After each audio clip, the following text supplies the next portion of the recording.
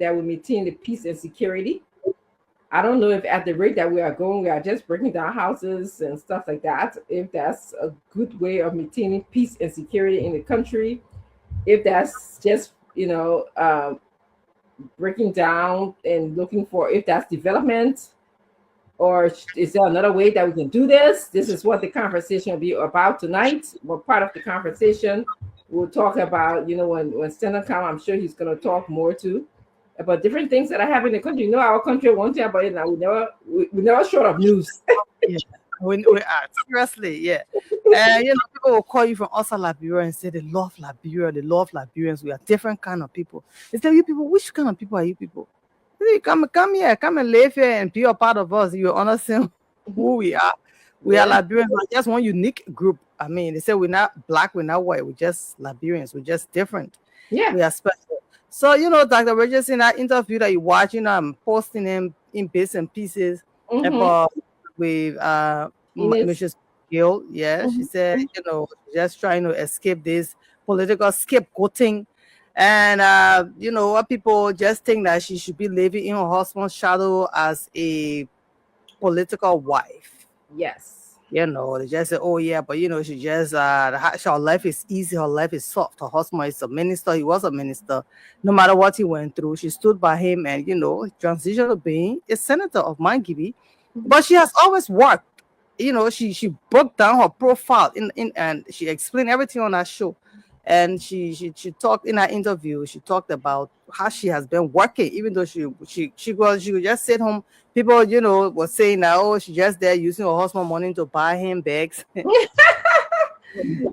course they'll say this kind of thing. She went to school, she graduated, she went to the States, she did her master's, and she suffered a little bit when she went there, because she didn't have, it was not luxurious. She had to stop with somebody, with people. They took care of her, but she had to stop with people. So she would have just said, I just live in a luxurious hotel and, and go to school. And she was with her daughter. So she went through some challenges, but she still graduated. She came back. She worked for the general ministry. She worked for the bank. She worked for the UN. She was working. She said she'd be moving and carrying cartoons and, in the building. And people would be like, well, you are very strange because you are a minister's wife. You people that want running the country. Say, yeah, but me, I can work for my own, I don't want to be walking or living in my husband's shadow. So, I read parts and, of the book, and the book, is being sold. I know they would not say I'm trying to advertise the book. No, I mean, the program. Oh, Liberian is on Amazon. It's called Great, GRT, and Great, GRET. Okay. Yeah, and, the Do you know how much the book cost? The book will be like $25. Okay, I'm going to check it out. $25. I have not read the book. I follow your interview, but I have not read the book.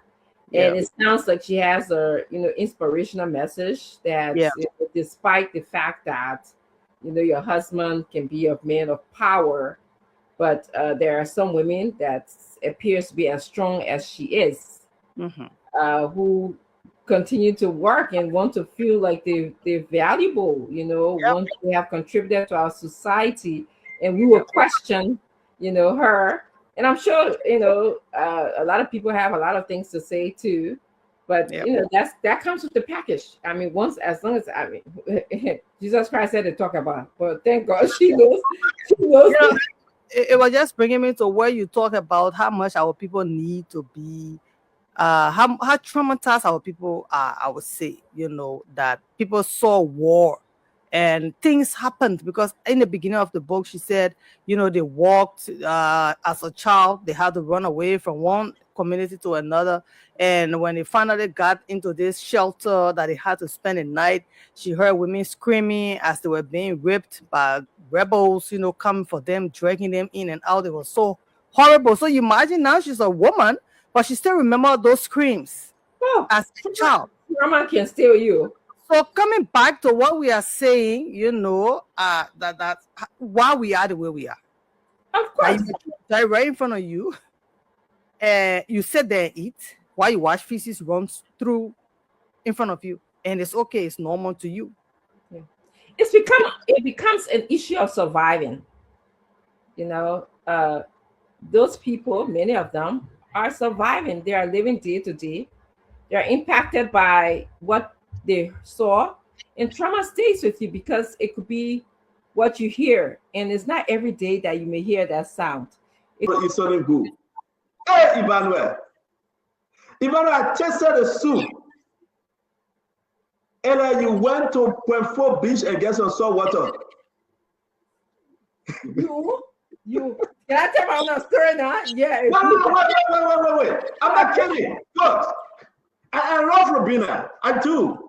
I love Robina, right? She's a nice person, right? Absolutely. But cooking out her area.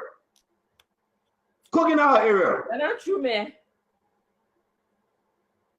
We wanted that Richardson play. That Richardson said, "Oh, why you want to eat?" Everybody was happy. Everybody got eat. When you might went back to my house. That Richardson to my house. But I told her, let me tell you own now. No, but let me talk my own first before you tell your own. No, but I was the guest. So let me tell your own. You cannot grade your own cooking. Yes, I can. I know we can laugh, we can joke. Okay. But one thing I do remember, right? Our sister then are still in the country that came here when they were 12, 13. The cooking started in there. And another will get from me. Most of them. The buyer. My sister then used to cook when they were growing up. That buyer, then they learn how to cook. Then when they cook the gravy with the P4, then you can see the P4 eyeball. Then the hair all on the P4. You know what I'm saying? No, Lorena, you know what I'm saying, Lorena. When they cook the P4, you can see all the, you cook P4 and still get hair on it, you don't forget it. I will not go for anymore. So that Richardson says, "No, what you want to eat?" I said, "That Richardson, we come in there, fufu and soup and everything, and dry fish. We name everything. In my area, anything in my area, you don't know how to cook, my man. Your man's you don't know how to cook, right? But you know what I'm buying just now? I just started buying cassava fish. The fish was living. It was swimming at the fish place. The fish was swimming. The big one.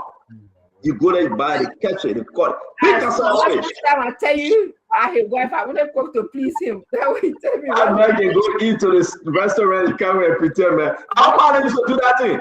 Our partner will go somewhere to eat and go to the Judah place to eat, and they come.